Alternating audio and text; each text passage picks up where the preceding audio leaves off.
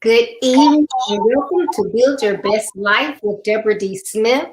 My platform is designed to assist high school age and young adult males as they follow my basic principles to overcome obstacles from their personal lives and society to build their best lives.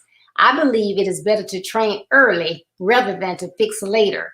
Thank you all so much for tuning in today. I see we have Peggy, Dan, thank y'all for tuning in.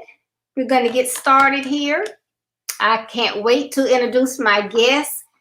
Many of you may already know him, but I want to introduce him nonetheless. We have with us Mr. Avery Bryant, who is a first grade instructor at Sandy Lane Elementary School in Clearwater, Florida. He was born in Alabama, but has spent the majority of his life in Jacksonville, Florida.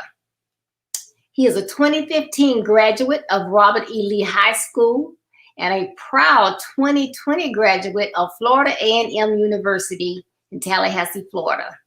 He graduated with a bachelor's degree in elementary education. And Avery is a passionate educator, mentor, and role model. So everybody, I want to welcome Avery Bryant back on Build Your Best Life. Hey, how's it going? Good to be here.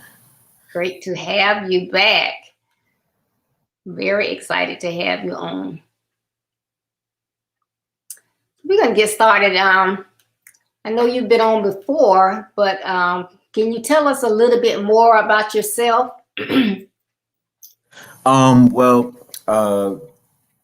far as regarding my profession, a little bit more about myself. I got started in education, working with the Boys and Girls Club of North Jacksonville and at West Jacks Elementary, which is unfortunately no longer a school in Jacksonville anymore. But during my time there, I've interacted with many kids from different walks of life, some from very good homes, some from very unfortunate homes, with the poverty rate being very prominent there in that neighborhood.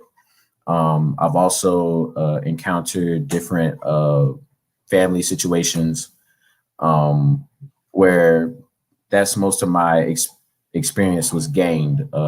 And I'm actually grateful for that because, I think it's very important for me to see that starting out in education and just seeing the ceiling that I can hit when we see some of these kids that are in unfortunate situations, and just thinking about how you can be a bigger impact in their lives, even outside of academics, just life period. I think we as well as the kids, they need role models and guidance in school and out. So, I feel like the school is a great place to start, and then you can work your way out. But that's a little bit more about me. I've always been a mentor, I would say. I've always searched for mentorship. Even personally myself, I'm always looking to bring up the generation after me. So that's just a little bit more about myself regarding my profession there. That's great. And, I must say, I admire all educators. So I am extremely proud of you, growing up and watching you. I know that, you can think of a lot of different avenues for people to take. But, I never would have said, he's going to be an educator. So I love it. I'm extremely proud of you because I think that, we need dedicated educators because we have, some educators, well, we have a lot of educators, but, all of them are not, engaged and want to see everyone succeed. Some are just there for paychecks. Some have assignments that they don't really, like. So it's just important. And I was doing some research earlier this week, and I want to say, I hope I'm not stating it incorrectly, but I think we only have 7% of our educators are Black males. So I was a little shocked with that. So I know we need male figures because, you know, we have a lot of moms volunteer or whatever, but there's always a lack of male volunteers wherever you go, whether it's, you know, sports or on field trips, whatever. You got a pack of moms and not many males. So right. we need to step that up. So thank you so much. I appreciate it. Thank you. This month I have been, my theme is special weapons to avoid threats, SWAT. So that's kind of like what we're going to talk about today. And, you know, young men benefit from being equipped. And so those young men that have the expertise or the knowledge that assists others, you know, that's great. And as educators, you and others do have that mindset to assist. Right. So we want to see that continue. What are some of the most significant threats that you encounter as an educator? Well, being a first year educator, you're kind of thrusted into this new view of things where you get to interact with not only your students but other students in other classrooms. You know, just walking through the halls, and you're able to listen to different stories and situations that these kids have. I wouldn't necessarily call that a threat, but it is something that it does hit you when you're just now starting out as an educator. You know, just listening to these different situations that these kids go through outside of the classroom, and how those experiences can affect their learning. I mean, I see that as a big threat there for them. Now, for me, a threat, I wouldn't say there are a lot of threats in the profession of education. I will say there are some things that you will not be aware of until you experience them. You know, there's a lot more that comes with just teaching a class. Sometimes you have to be the counselor. Sometimes you have to be the nurse. Sometimes you have to be sometimes the parent, and in some cases. And you know, that's a threat that most educators deal with. You know, and a lot of things. Well, I guess a stereotype for Black educators is that they see us as like, I don't even know how to word it. They see us as like superheroes in these schools that don't have a lot of Black teacher employment. So when a Black teacher does come through and has a classroom, they see him as like a super disciplinarian, you know, just a superhero, somebody who can be on the level of the population they serve, which is predominantly African American students. And sometimes it's not always the case. Sometimes we have days where, you know, we're just kind of flustered and confused about, you know, what to do, how to handle this situation with the child. And so as far as threats, those are like one of the main threats that I've come across, that, you know, the perception of being a Black educator, they think that, you know, we can do almost anything, but at the same time, you know, we're still first year teachers. We're still teachers in general. You know, we're still learning ourselves. So, you know, that's a major threat that I've encountered so far. That's been very prevalent in the school system. Yeah, okay, that's good. Probably, I would think just the presence of a male makes a big difference. Yes. How they would react.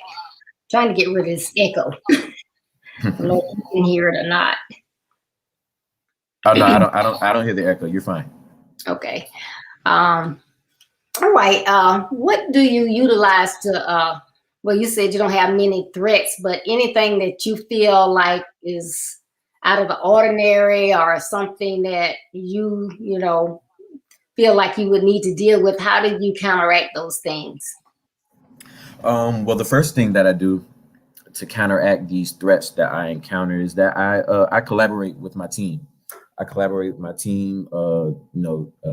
There are 3 other teachers in first grade, and one of my teammates is also a rookie teacher or first year teacher, while the other 2 are veterans that we frequently go to for collaboration and advice and tips and just these little small things that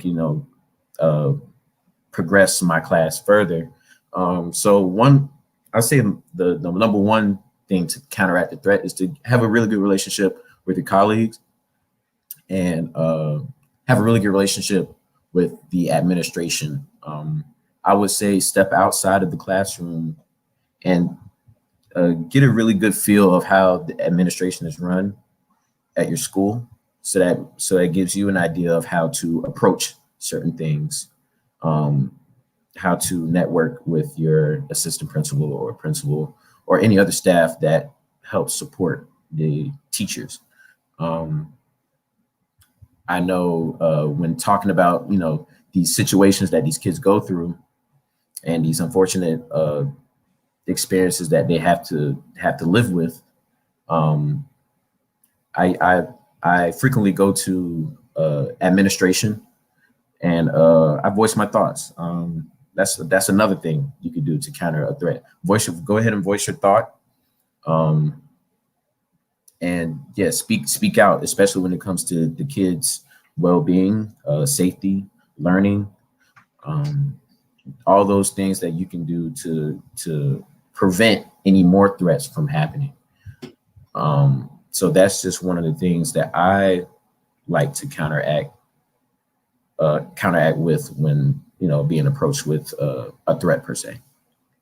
That's good stuff, because that shows that you are there as not only an instructor, but also as an advocate. So if you see something that's not going on, what you would say the correct way, or you see can be done better, you're trying to go to someone that has that authority to maybe change that. So that's Right. excellent to do that, and also to collaborate with your other your team of others to get that perspective, because that's where a lot of people hit the head in on a wall, because they don't interact with others, and they get it in their mind, well, I got this, and they never try to hear someone else's perspective or learn something. And that we can learn something new every day. So I think that's a really, really good approach by reaching out to others as well as administration. So I think that's great. Right.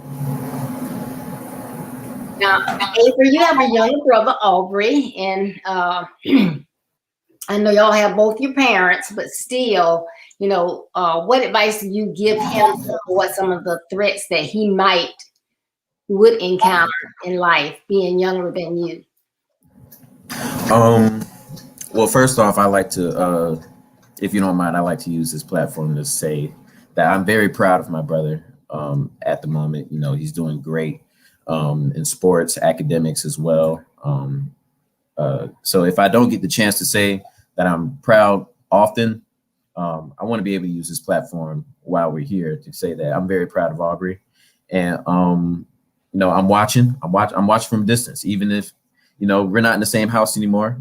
I'm off to different things, and he's getting ready to move on out the house to college. And one of the things that I often tell him is that always have a purpose, always have a goal. When you always have a goal, it keeps you on the right track. And it's always important to stay on that track. And I feel like he would follow this rule even if I didn't tell him that. It's just something that's in him already. But I feel like as a big brother, I have to I have an obligation to, not necessarily mold him, because that would be the work of my parents, who also molded me to who I am. But at least build on his attributes that I've seen over the years, and yeah, just stick with the goal, and it's never too late to change your goals. I know back when I was in high school, I wasn't really thinking about teaching. I didn't think about teaching until I was 18.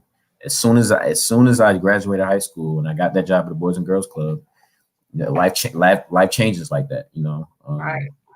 and and that's okay. I stuck with it. I knew this is what I wanted to do. I know that there's a bigger goal I'm actually trying to get to, besides just teaching. I know that's not my end all be all, but I know for him, he's very very interested in the engineering field. I know he's very capable. At one point, I was engineering. I didn't like the tedious work of engineering, and I knew that's kind of not what I didn't want to do in life. But we all find our way at some point, and I'm just glad that he's on the right track. He's doing great in sports. And yeah, that's pretty much it. It's nothing more I can really say about Ari. He's just all around great. Makes me proud as a big brother. So. Well, that is excellent. I'm glad to hear it. Because of COVID, probably haven't seen him in over a year. So that is wonderful to hear that he's doing well academically and he knows what he wants to do. Engineering is a wonderful field, but like you say, you have to go after what you like to do, what's for you, because if it's not something that's a passion, then you're not going to give it your all. So, it's just one of those things, but I'm glad to hear he is doing well. Right. Maybe I get to see him soon. Yeah, hopefully. Okay, I believe that if we don't teach our young men to build, they will destroy. And I know your father is an executive of one of the country's Boys and Girls Club. Are young men taking advantage of these programs that, places like the Boys and Girls Club offer to uplift and assist them? And if not, why do you think that is? Well, I know my dad will probably have more information on these certain programs, being that this is his life's work. But from my experience of the Boys and Girls Club, these programs are catered to very young youth, and I'd say maybe elementary to maybe middle school. But as far as middle school up to high school, I don't think there's a lot of programs, in my opinion, that cater to young Black men at that age level or that grade level. That's something I would like to see in the near future. But during my experience at the Boys and Girls Club, the Boys and Girls Club was attached to the school. So after school, the Boys and Girls Club started with Team Up. And so it was a quick transition from the school setting to after school setting. And it was almost seamless, and I saw a lot of life skills being built as they matriculated through the Boys and Girls Club. I know I would like to see those things at on a high school level or 8th grade, 7th grade, 8th grade level. Being that, and maybe just because I'm in an elementary school setting that I don't see it a lot. I'm sure there are high school mentorships, things of that sort that Black men are taking advantage of. I know there is I don't know if it's a mentorship movement or I know it's like an organization for mentoring Black men. It's called the EVAC movement. It's actually housed at Robert E. Lee High School, my old high school, and I just recently saw them and recently seen classmates that I haven't seen in a while. Just really championing that organization there. So I know there's plenty of mentorships out there that young Black men are taking advantage of, but of course, the work doesn't stop there. I feel like there could be more. I feel like I could have a hand in that at some point. But all in due time, for sure. Yeah. So, I know the one that Bishop Guns is founded Save Our Sons. Those times that I've seen it, I know it's been maybe younger boys and haven't seen older ones.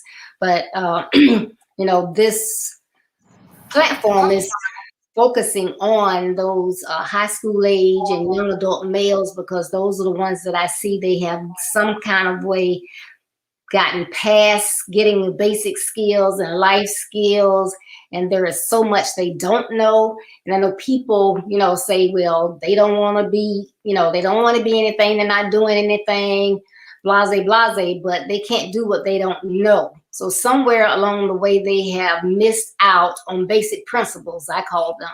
A lot of them don't know anything about banking, keeping up with their own money, dating the right way, etiquette of any type, hygiene, a lot of different things. How to study, how to find out about scholarships, so they, end up, if they do go to college and finish, they have all these student loans, and society says there are so many scholarships out there, but we need someone that can educate them and equip them to find those scholarships, so that they won't have all the debt when they get out of school.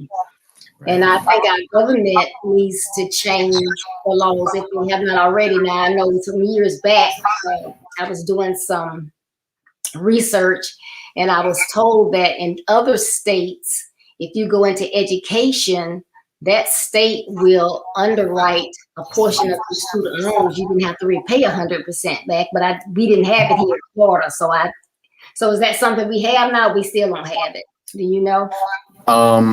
We do have it's called a loan forgiveness program. Okay. Florida does have it, but it's not for all educators. It's for certain educators. I believe ESE teachers that specialize in exceptional education, ESE teachers, I think content area teachers such as math, science. It doesn't apply to all, but there is a loan forgiveness program that currently runs in Florida. Okay. But I just think, it should be for all educators. Who am I? But I know absolutely that, everybody that's coming up is our future, is our now. And if we don't equip them, then we can't look to say, where are our men? I don't see them, because they're not being equipped. So we need educators. We need good educators. So, we need, when somebody comes out of college, they have to have, not that they just want to, make all the money in the world that they can, but you have to survive. So you have to have a decent income. So it would be helpful, if you were in that field, if there was, forgiveness for whatever type of educator you are, because you are needed to educate our young people. It's not a, nice to have, it's a must. And It's, to me, it is not treated like it's essential. That's what a good word for it. I think essential. Y'all are essential. You don't have educators, then everybody's just, illiterate, So right. That's true.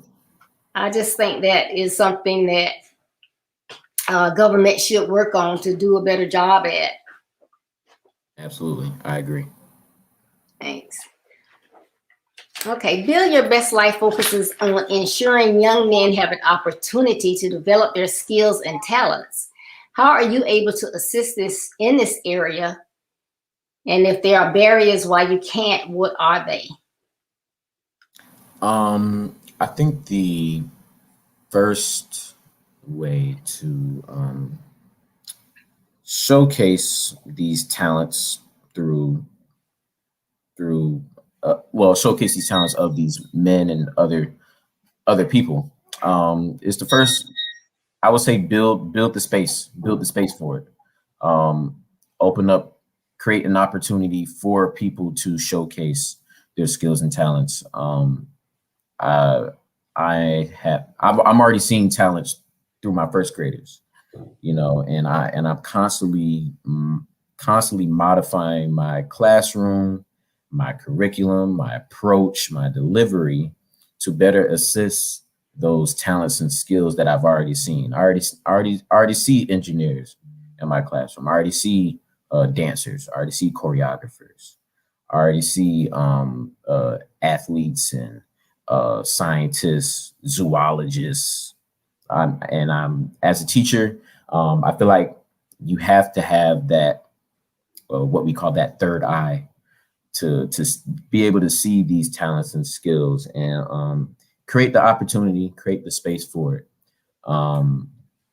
Even outside of the school setting. I mean, I'm not a parent, and I wouldn't be able to tell you the first thing about being a parent, but I know that I would think, a parent would create the space to showcase their child's talents and skills and bring it to the forefront, and not only create the space, but once you see the talent and once it's there, once the skill is there, build on the skill. Establish consistency, establish these principles into the youth about, when you find your talent, you have to work at your talent. Yes. Because when you stop working at your talent, it's no longer a talent. The talent's gone.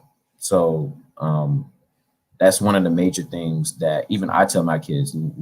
I see you're a good football player. I see you're a good zoologist, but if you don't use your talent, if you don't keep working at your talent, if you don't practice at what you love, it will no longer be a talent, and it will have to be something that you would have to basically reskill yourself on. So I guess the first thing would be, creating that space and then building on that talent and skills once you see it. And this is just me coming from an educator standpoint. I feel like I do everything through an educator eye now, being that I spent it's been almost a full school year. So my thinking is much more different than when I started out. But yeah, that would be the first steps for sure. Yes.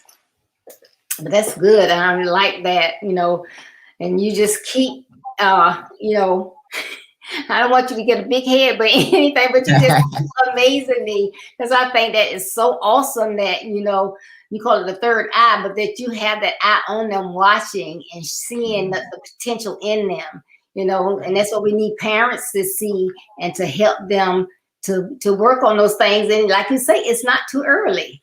Right. Like I have one of my granddaughters, she loves to build. We swear she's going to be an engineer, but she loves to build. So I'm constantly buying her Legos. She builds something and she's done with it, but I mean, she loves to do it and she does it well. So I just keep encouraging her. Keep building, girl. Right. Yeah. Yeah. Hi, Jocelyn. Thank you for tuning in. Glad to see you this evening. So I'm glad you don't have any barriers with that, because you need all the flexibility that you can get when you're trying to educate.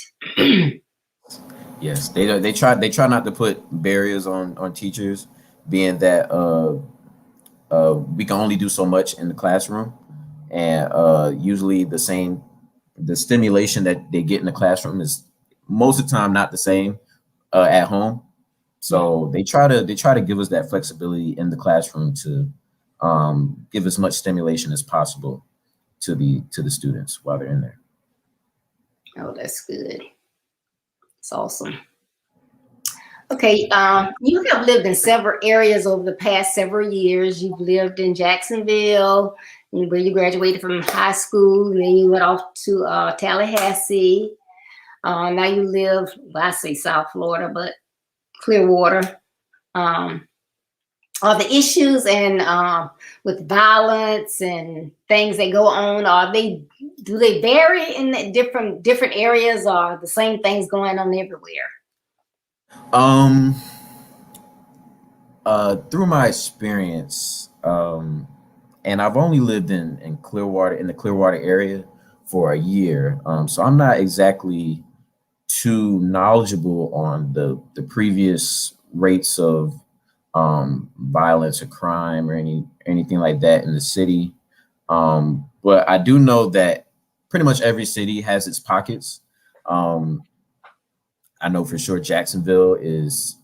Uh, I We already know what Jacksonville has been through. As far as crime is crazy, and it's been like that for quite some time. But as far as varying, as far as the different types of crimes, it's the same. The rate in which the crime happens, now that may be different. Um, I know in Tallahassee it was a lot of robberies, but it's a college town, and these kids these kids are in school. They're pretty much easily vulnerable. They're vulnerable to being part of robberies, or just getting caught in different shootings and things of that sort. Luckily, I've never been in that situation, but I know some people who have. I know some people who are traumatized through this stuff, and yeah, I know Jacksonville very as when it comes to murder and the violence in these communities. Um, I know it gets really hectic, but I feel like there are ways to combat that. Um, just first of all, just thinking smart, just thinking smart, and just having some sense, and just thinking, with every action that comes with either a positive consequence or a negative consequence. So, um, that's how I look at things. But as far as variation of crime and violence in these three cities that I've lived in over the past couple of years, it's nothing much. It's pretty much the same, but the rate in which these happen are different amongst every city. So Okay. Yeah, but I like your perspective on that. right, You got to think, because if you just go out and act and whatever, you're gonna bound to run into something that's not gonna have the best result. absolutely. Yeah. And backing up a little bit, one of our educators said, when you were talking about working with the kids and you can see their potential now, but they were saying cultivate the talent. So that's something excellent to do. And so I only have one more question for you, and it's not really a question, but if there's anything that you can think of to share that will help our parents and our young people, please let us know. I was just going to ask you, to leave us with some tips that you think would be helpful for parents as well as for our young people, because, if our parents, and I know if our parents are not engaged, the children can't do it by themselves. So, I would like to, I guess, piggybacking off the parent comment there.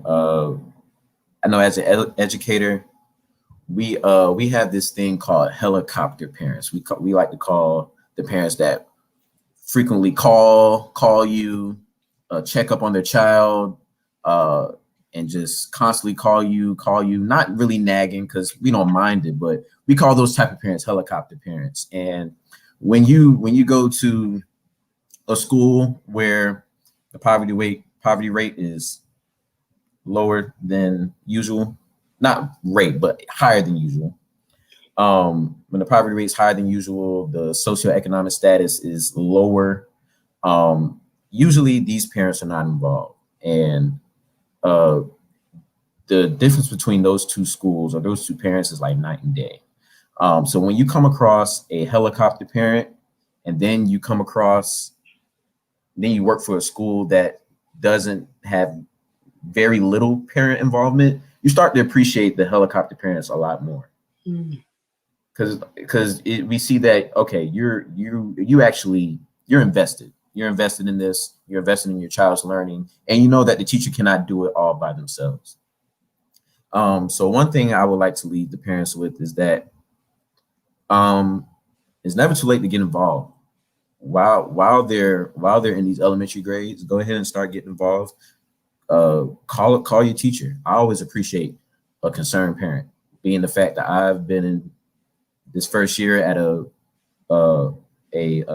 high risk school where parent involvement is not high at all. So I always appreciate a parent calling, even just checking up to see how their child is doing. I know some of these kids, I haven't met their parents yet, and we're almost coming to the end of the school year. So one thing I can say to the parents is, please get involved. Us teachers appreciate it. We will do whatever it takes to keep that relationship going. And it lets us know that you care as well.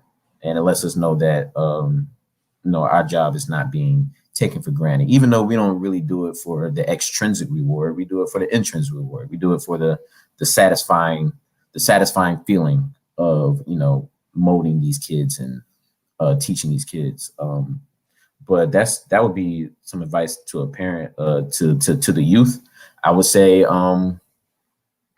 just think smart when it comes to, and I'm gonna refer back to the violence question in the different cities.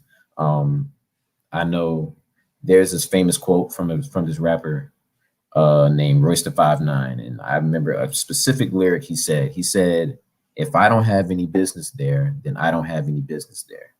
And I thought that was very, very witty of him, but very, very powerful at the same time. Because it's like, if you're in these spots and you're in these places that you shouldn't be in, then you honestly have no business there. And anything, you could be part of literally anything. You could be a victim. You could be the next person arrested. Is many things. So that's part of thinking smart, knowing how to move, having these set of principles and morals. Another thing I tell my youth is have some integrity. It's okay to say no. It's okay to have those morals and values. I believe that, me personally, I'm a man of integrity. I won't just do anything for attention. I won't just do anything for fame, for the likes, for social media, because at the end of the day, it's all a fake world.